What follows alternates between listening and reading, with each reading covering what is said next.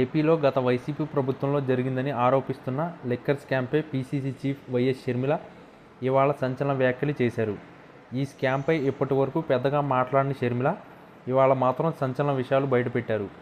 ఈ స్కామ్లో చంద్రబాబు ప్రభుత్వం సిట్తో చేయిస్తున్న దర్యాప్తు కొన్ని అంశాలకే పరిమితమైందని షర్మిల ఆరోపించారు. లిక్కర్ స్కామ్లో సిట్ విచారణ కొండను తవ్వి ఎలకను పట్టినట్టుందంటూ వ్యాఖ్యానించారు. మద్యం స్కామ్లో దర్యాప్తు అంతా డిస్టిలరీల చుట్టే సాగుతుందని షర్మిల ఆపేక్షించారు.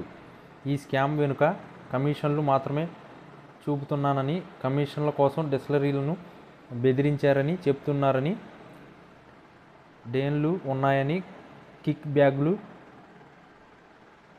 బ్యాగ్స్ ఆదాయాన్ని నెలకు 50 నుంచి 60 కోట్ల ఆదాయాన్ని అంటున్నారని, స్కామ్ ఇంతకే పరిమితం కాదని షర్మిల తెలిపారు. లిక్కర్ స్కామ్లో 3,500 కోట్లు మాత్రమే కాదని, డిస్టిలరీల దగ్గర నుంచి కన్జ్యూమర్స్ వరకు మద్యం చేరడం మొత్తం కుంభకోణమని తెలిపారు.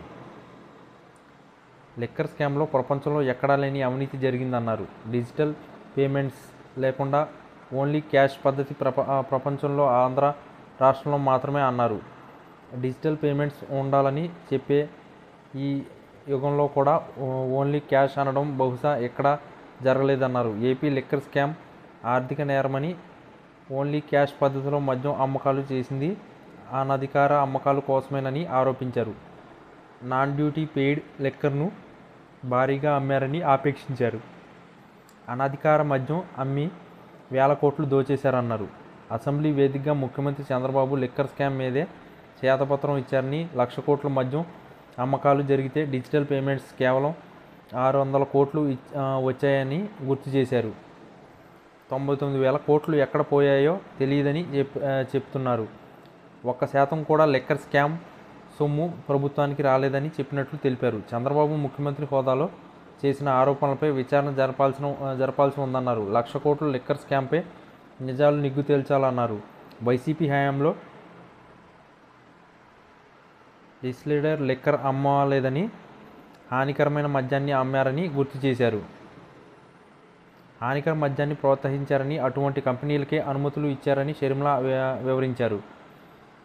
రాష్ట్రంలో ప్రజల ఆరోగ్యంతో చెలగాటం ఆడుతున్నారు. రాష్ట్రంలో 30 లక్షల మందికి కిడ్నీ, లివర్ సమస్యలు వచ్చాయని కూటమి ప్రభుత్వం చెప్పిందని, హానికరమైన మద్యాన్ని తాగి 30,000 మంది వరకు చనిపోయారని చెప్పింది గుర్తు చేశారు. లక్షల మందికి నరాల బలహీనత సమస్యలు వచ్చాయని మీరు నియమించిన కమిటీలు రిపోర్టులు ఇచ్చాయన్నారు. ఈ అంశంపై కూడా దర్యాప్తు జరపాలన్నారు. క్యాష్ పద్ధతిలో ఎందుకు అమ్మకాలు చేశారో విచారణ జరపాలన్నారు. విశ్వసనీయ కంపెనీల మద్యాన్ని ఎందుకు నిషేధించారో విచారణ జరగాలన్నారు.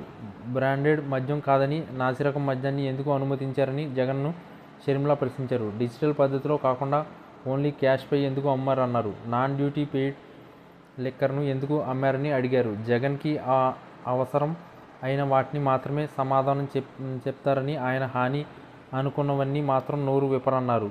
రుషికొండను ఎందుకు ఉరికారో చెప్పలేదని, వివేక హత్య విషయంలో సాక్షి గుండెపోటు అని చెప్పేదాన్ని సమాధానం చెప్పలేదని, రక్తపు మడుగుల్లో వివేక హత్య జరిగితే హార్ట్అటాక్ అని కథలు అల్లారని గుర్తు చేశారు. జలయజ్ఞం ప్రాజెక్టులు ఎందుకు పూర్తి చేయలేదు అంటే సమాధానం చెప్పలేదన్నారు. గంగవరం పోర్టును అదానికి ఎందుకు అప్పజెప్పారో సమాధానం చెప్పలేదన్నారు. పోలవరం ఎత్తు తగ్గించిన పాపంపై సమాధానం లేదన్నారు. సమాధానం చెప్పాల్సిన పాయింట్లను పక్కన పెట్టి చుట్టూ ఉన్న అంశాలు మాట్లాడడం జగన్కి అలవాటు అన్నారు.